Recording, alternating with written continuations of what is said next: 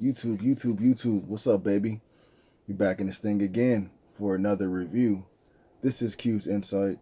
I am Callie, and today we're going to be talking about Locke Key Season 3, Episode 2, entitled The Wedding Crashers. Alright? Now, if you've been to this channel before, you already know how we do it. We started off with the premise, 3 favorite scenes, the grade, and then we on to the next one, right? So again, Lock and Key Season 3, Episode 2, entitled Wedding Crashers. Okay? So for this episode, we start off with Nina, Kenzie, and Bodie setting up for Duncan's wedding. Alright? And then Duncan actually ends up showing up with Brian. And we see from a distance that Gideon is actually watching them. Then from there we see Gideon, and he goes to the well, and he ends up not going inside there, but he ends up like just summoning 2 of his soldiers from the past. One was named, I think, James Bolton, and then he also summons a guy named Samuel Coffey. And he tells them, that they're echoes, and they're echoes of their former selves, but really they're also called echoes, like those type of like demons, however you want to say, they're called echoes. They question like who he is, and he ends up saying that he's their captain plus more, because we know that his body has been taken over from like one of the head demons, right?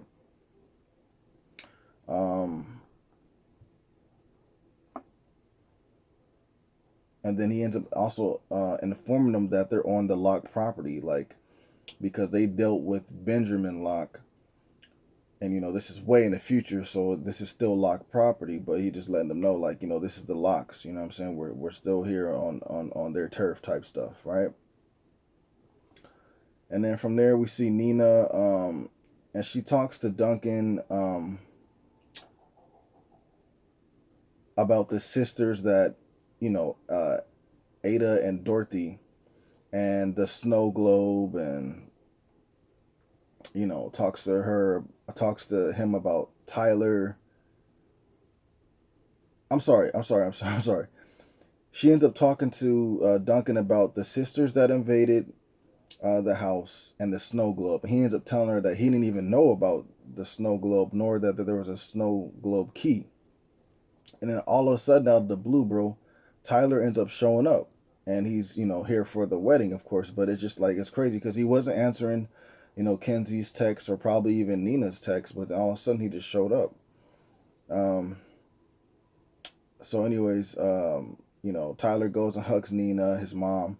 And then Tyler goes to Bodie and, gives him a hug, and Kenzie as well. And they all catch up.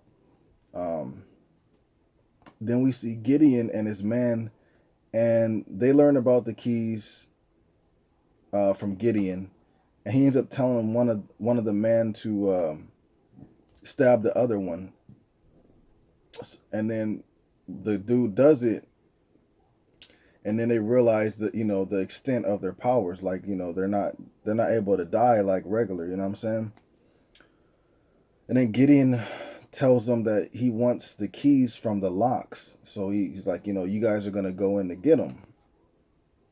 And also, if he can, I think that he's going to make those 2, get possessed, like, by the, like, demons. Kind of like how, Dodge,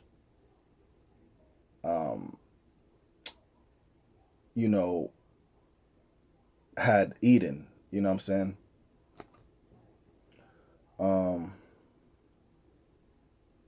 Or even like Ada and Dorothy.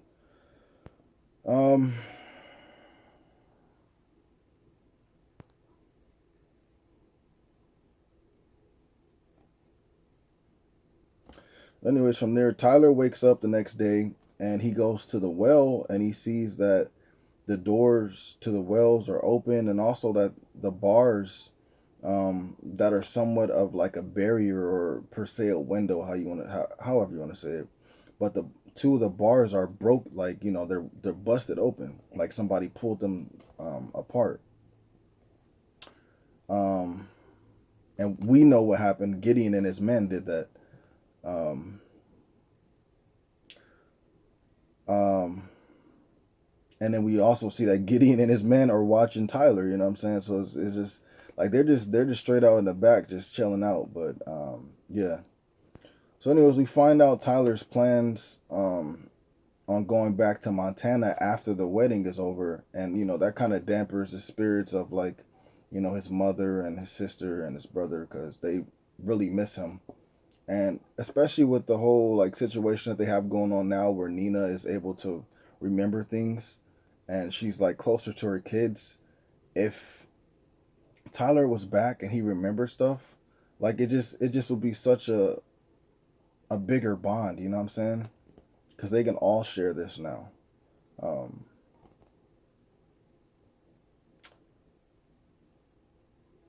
um, and then we go to Bodhi, and Bodhi ends up practicing his speech as the best man because he's going to be Duncan's best man. And as he's doing it, he hears whispering. So again, there's another key to be found. So he finds the key, and it's a key that has to deal with time. Josh arrives at the wedding because on the last episode, Nina invited Josh to be her +1, and he said yes. So Josh arrives at the wedding.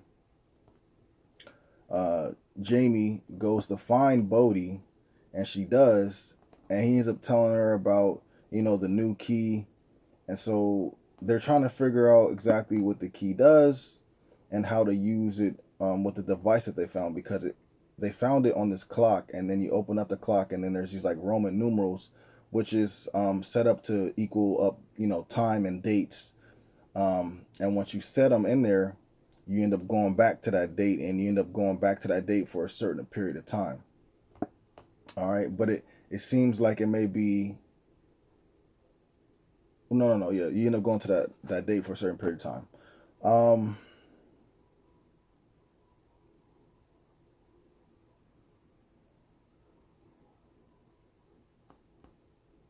so Bodhi ends up fooling around with the like the inputs on the device, and he ends up going back to the past. And once there, he sees Benjamin and Miranda, as little kids, and they're handling their business, and he ends up stumbling upon them, and he ends up finding out something that's important.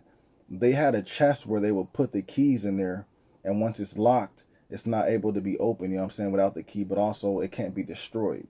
So this is something that is going to be potentially important for Bodhi and the gang to have. And so he ends up speaking out, and Miranda and Benjamin talk to him, and he explains, hey, I'm your great great great great great great great grandson, and I'm from the future, and this is that and the third. And as he's talking to him, he ends up disappearing back into the present.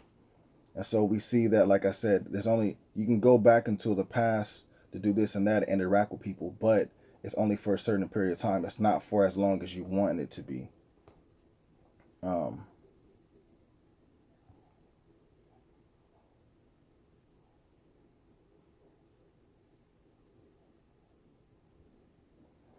So this time, Bodhi and Jamie end up messing with the device, and they end up going back to the past again, but they go back to the past together this time. And they end up going back to when Duncan was young, and Randall was young as well. So they end up seeing Duncan. They have a conversation with him, and then Bodhi and Jamie end up trying. Well, more so, Bodhi, he ends up wanting to talk to his father, but he's not able to because they end up getting sucked back to the present time right before he's about to see his father as a young kid. And then Bodhi ends up telling Duncan about the time key, and Duncan ends up telling him like, look, like this is too unpredictable. You don't need to be messing with this thing. So he takes it away from Bodhi, and then Bodhi's mom comes in, Nina, and then she's like, yeah, you guys shouldn't be doing this on a wedding day, and da-da-da-da, so you guys go ahead and get out of here. So then she ends up talking to Duncan, and Duncan's like, yeah, this is a, time key, and I'll explain exactly how it works later on. But take the key and keep it away from Bodhi. Because obviously Bodhi's gonna go and see his dad. You know what I'm saying? That's what he's gonna want to do. And honestly, Nina's probably gonna want to go see Randall, and Tyler and Kenzie, like they're all gonna want to see Randall. You know what I'm saying? And we don't know the extent of what this thing can do. Like, can you pull people from the past into the future, or can people from the future get stuck into the past? You know what I'm saying? Like, what is the extent of this key and device? Anyways,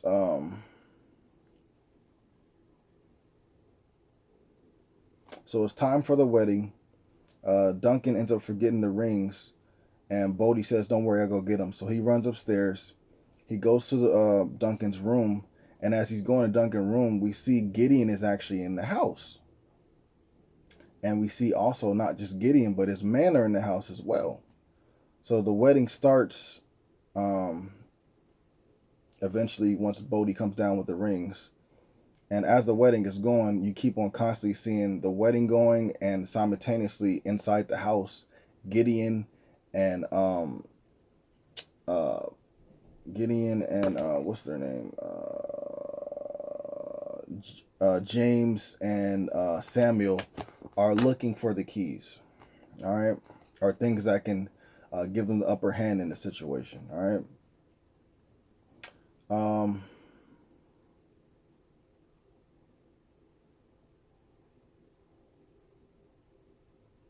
So after Duncan and Brian are married, after they get married, they have an after party, and we see everybody having fun. You know what I'm saying? Like, Josh and Nina and, Tyler and Kenzie and Bodhi and Jamie and Rufus and Ellie. You know what I'm saying? Everybody's just having fun. And like I said, Gideon and his men are still searching for stuff, for the keys. So one of the men end up finding a key, and it's the plant key. And then we see that Gideon ends up finding Bodhi's journal, and it's a bad situation because it's a journal full with information about the keys that they have. And so if he didn't know about all the keys, that has been found thus far, he's gonna definitely know now, and he's gonna know exactly what they do and exactly what they look like. So from that, Gideon tells his men to find a specific key that was, that he read about in Bodhi's journal. So we go back to the wedding, and then we see Mr. Shaw, and he ends up having this talk with Ellie. They end up catching up and stuff like that. It was I guess, cool little conversation. He invites her to be the coach for the track team. Then we see Bodhi doing a toast for his uncle and Brian. And then afterwards, and the toast was dope, by the way. And afterwards, Kenzie goes and talks to Tyler. And Tyler sees the key around Kenzie's neck. And he has a flashback of Bodhi getting attacked and being wrapped up in chains. Like it was a scene from season 2. And the reason why he's remembering this stuff because he's drunk at this time, and we understand that we all remember that, like even when Nina on the last season, when she got drunk, she started remembering certain things that happened, like when she got took into that mirror realm. So we always know that, even though you forget when you get older, the things that happen, if you get drunk, you're able to remember certain things until that drunkenness wears off. So anyways, he remembers about that in the flashback, and then he tells this to Kenzie, and then Kenzie hands him the chain key, and he starts remembering like a whole bunch of events like that took place, about Gabe, about Dodge, and some of the events and stuff like that. And then Kenzie, reminds him like, you're remembering this because you're drunk right now, and she tells him she needs him, and they need him, like Bodhi and Nina and everything like that, especially for, what's happening now, these new events.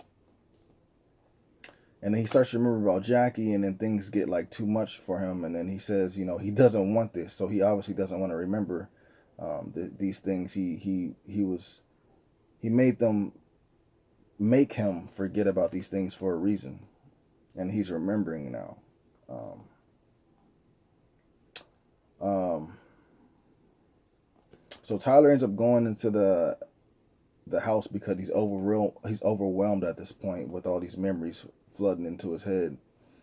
And then he sees Gideon's man in the house, and so he ends up having a fight with them, and he's like losing, and eventually Kenzie ends up coming in to help him out, and she has like that little lock that like has the chains with it or whatever, so you kind of can use it like as a whip per se. And so she starts using that on Gideon's man, and then Gideon pops up out of nowhere and hits her in the back of the head, and kind of makes her fall down to the ground for a while. And then Gideon tries to get the weapon that she had, but then Tyler gets up and he grabs it, and then he starts using it on Gideon and his man.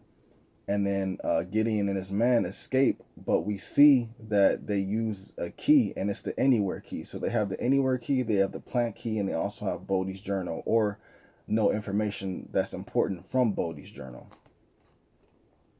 So it's like I said, Gideon and his man retreat. Tyler starts asking questions to Kenzie, about Gideon, etc. But she doesn't know about Gideon. She does know about, the sisters Ada and Dorothy, but she doesn't know about Gideon.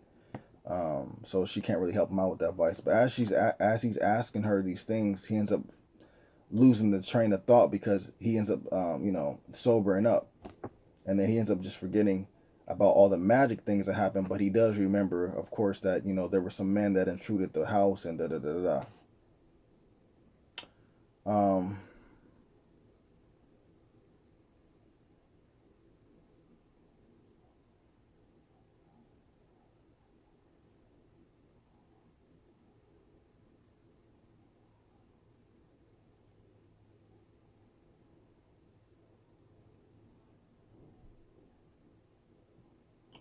So as Tyler and Kenzie are in the house, we see Nina and everybody else that were at the wedding, and they end up seeing Duncan and Brian off as they drive off in the car. And then Josh and Nina end up kissing, and Bodhi sees this, and this bothers him because he's now realizing that he can see his father again. You know what I'm saying? And so that kind of like messes with him. You know what I'm saying?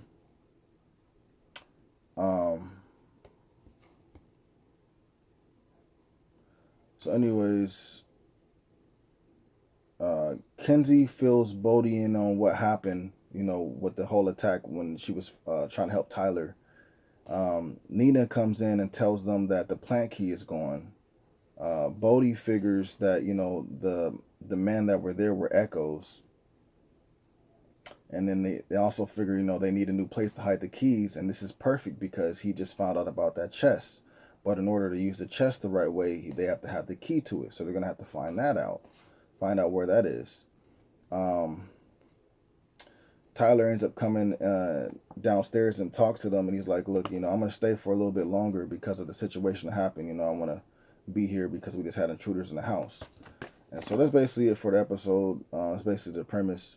3 of my favorite scenes would be Bodhi seeing Duncan young. Like, it was just cool, like the interaction, stuff like that. And then it's also knowing that, when they come back to the present day, Duncan's gonna actually be getting married. You know what I'm saying? It's just a cool thing.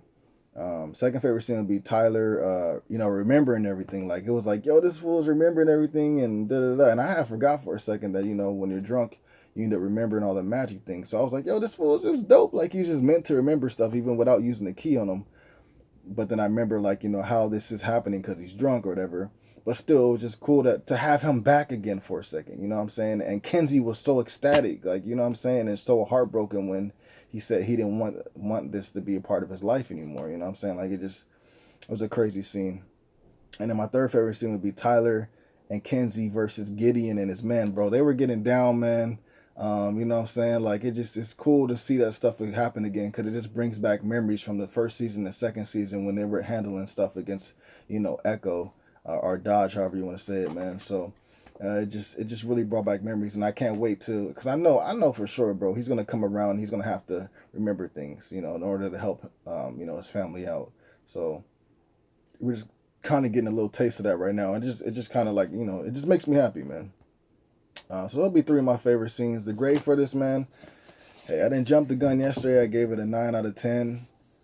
But now I know what we're doing. I know where we're headed. I feel like this is the way to go, and I got to give it a 10 out of 10. And I can't wait for the next episode, man. If you guys saw the episode, let me know what you guys thought about it in the comments down below.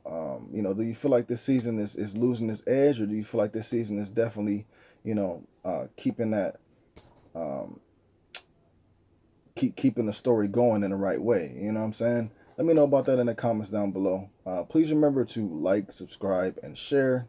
As always, this is Q's Insight. I'm Callie. Until next time.